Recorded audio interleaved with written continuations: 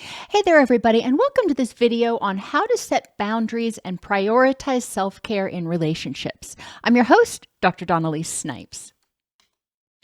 A lot of us have been taught that self-care is bad or self-care means you're lazy, and that's just not it. When you're going to prioritize self-care in relationships, it can be a shift for a lot of people. So it's important to understand what you want to do, why you want to do it, and communicate it effectively. The first thing is to establish your goals for your rich and meaningful life. I know you're scratching your head. You're like, what does that have to do with what you're talking about? I'll get there.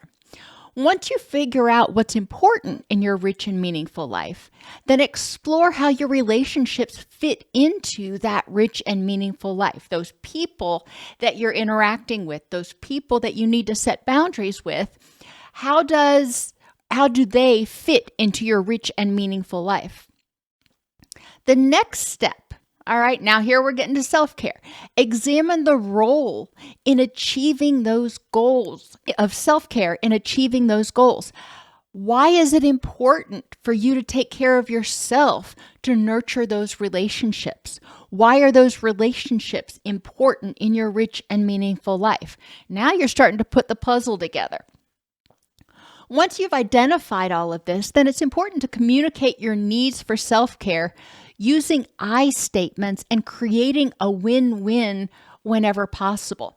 For example, I need to take some time out each week in order to regroup and restore so I can be mentally and physically present for you, so I can stay healthy and have more energy to interact with you the other 6.5 days of the week. So you want to present it to people when you're saying, I need to take care of myself, in a way that says, I want to make myself stronger and healthier and more present so I can nurture our relationship. That's that win-win. Resolve to respect boundaries, both yours and theirs. Now, we have 5 different types of boundaries, but the 3 that we're really going to focus on here are interpersonal, emotional, and cognitive. And I'm not going to go through these in order. Emotional boundaries are how you feel and how they feel. You may feel excited about this decision to engage in self-care. They may feel terrified. Okay. Their feelings are not wrong. Their feelings are their feelings. So it's important to recognize if they get angry about it, if they get anxious about it, or if they're supportive of it. Those are their feelings. And it doesn't mean that your feelings are wrong. Cognitively, same sort of thing. Your thoughts are your thoughts, and their thoughts are their thoughts. You think of self-care as a way to build yourself up, to recharge your battery so you can be as useful and present and effective in your relationships as possible. If they think of self-care as something different, well, those are their thoughts. That is a boundary that it's important to set and to say, this is what I believe about self-care. This is what I believe about this situation. You don't have to agree, but I don't have to change my thoughts. Okay, so how I feel is how I feel. What I think is what I think. How you feel and think is how you feel and think. That's one of the core features of respecting boundaries. When you're respecting those boundaries, you're not going to, quote, allow them to stomp all over your boundaries and guilt you into changing your mind. And finally, interpersonal boundaries. When you are resolving to engage in self-care, especially if the person you're in a relationship with has a fear of abandonment, they may start getting really anxious and decide, okay, you can engage in self-care, but we're going to do it together. And maybe part of your self-care is just needing downtime, time alone. Maybe you're more of an introvert, whatever, for whatever reason. If you need time alone, then it's important to assert that and not let that person dictate how you engage in self-care. And we're going to talk about compromise in a minute. It's important when you're maintaining those boundaries to recognize other people's reactions as their own. And these reactions may be based on what they believe or what they've been taught about self-care.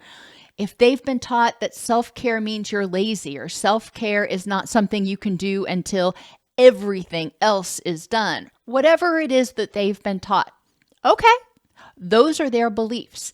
And if you are doing something that runs counter to their beliefs, then they may feel anxious or angry or frustrated because they don't understand where you're coming from. Their reaction is based on the meaning they assign to your choice to take care of yourself. If they hear you say, I want to do this so I can be fully restored and charged, so I can be most effective on our relationship, and they hear that and they accept that, then that's wonderful. If they hear that and they think, oh, that's just an excuse because you're getting ready to leave me, then their reaction is going to be completely different. But that is based on their thoughts and their feelings. Their reaction can also be based on their own need for self-care and inability or unwillingness to prioritize it. Now, an unwillingness to prioritize self-care kind of goes back to the beginning when we talk about their beliefs about self-care. If they don't believe it's important, if they're not willing to prioritize it, then they may not support your decision to prioritize it. And I have inability in here. And yes, even adults may have an inability to prioritize self-care if they don't understand what they need, if they don't recognize that they have a issue that needs to be addressed. Nobody in their family ever engaged in self-care. Nobody they know engages in self-care. So it's just this foreign concept to them. And they may not have the tools and resources to even acknowledge that there's a need. All right. However they respond to their feelings. If they start getting anxious or agitated or angry or critical, criticism is often a aggressive response when somebody feels like they're losing control, when they start feeling anxious that they're losing control. Okay, so let's recognize what their reaction is saying. Respond to their feelings. If they are seeming to act anxious because maybe they're fearing that you're going to abandon them or reject them, or you're engaging in self-care because you don't want to spend time with them and that's just an excuse, whatever their thoughts are, their feelings are that of anxiety and threat and anger. So it's important to respond to their feelings and say, you know what, you're safe. I love you. I'm here for you. I really want to spend time with you. And this has nothing to do with you except for the fact that I want to be able to be more present and more effective when we are together. Reasserting that can be helpful. And inquire about their thoughts. Don't assume. If they start getting angry or anxious when you say, hey, I need to take care of myself, then acknowledge their feeling. I sense that you're feeling really anxious or really irritated about this. All right, acknowledge their feeling. That is their feeling, and they have the right to it.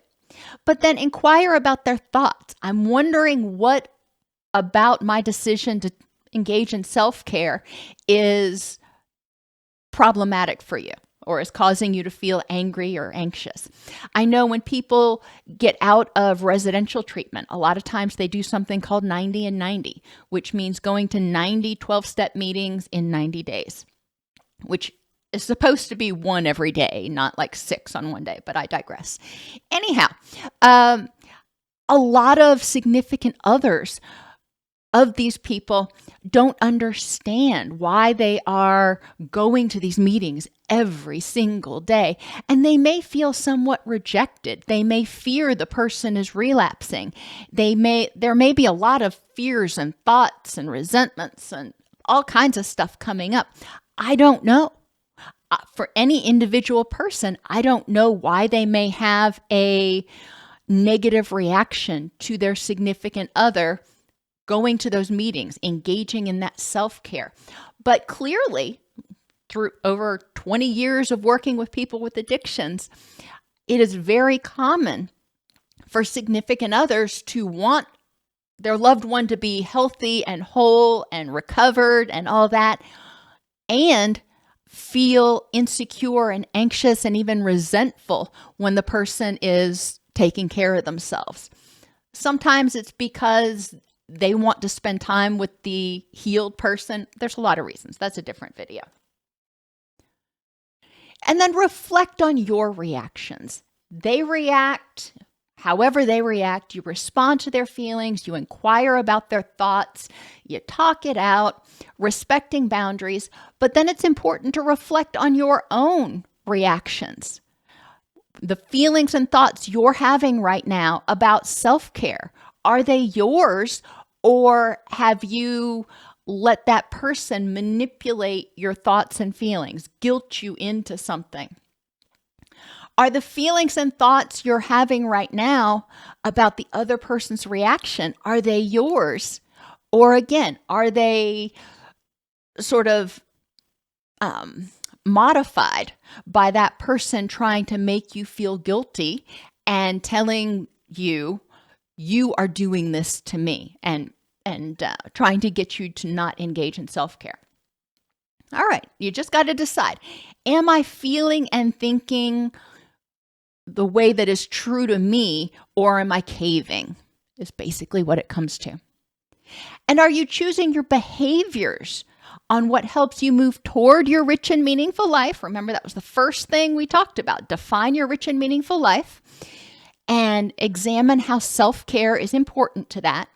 So are you choosing behaviors based on what helps you move toward your rich and meaningful life, or based on what the other person guilted you into doing? And so often I see unhealthy compromises where someone says, okay, well, I won't engage in self-care, or I'll only do it 20% of the time that I wanted to. And it's important to determine, what is it that you need and how can you get it? Yeah, you may not be able to get it at the same time when you want it every day. So for example, we'll stick with 90 and 90. The person who is needing to go to 90 meetings in 90 days, maybe it's not ideal for them to go to the 6 o'clock meeting every night, because that's when their significant other is trying to get the kids ready for bed and making dinner, and their significant other really needs help or would prefer to have help. Okay, so that's fine. Can you stick around, help your significant other out with that so they don't feel overwhelmed, and then go to the 7 o'clock meeting? So there's a compromise. You're still going to your meeting, you're still taking care of yourself, but you may be choosing a time that is more conducive to supporting the relationship that's important in your rich and meaningful life.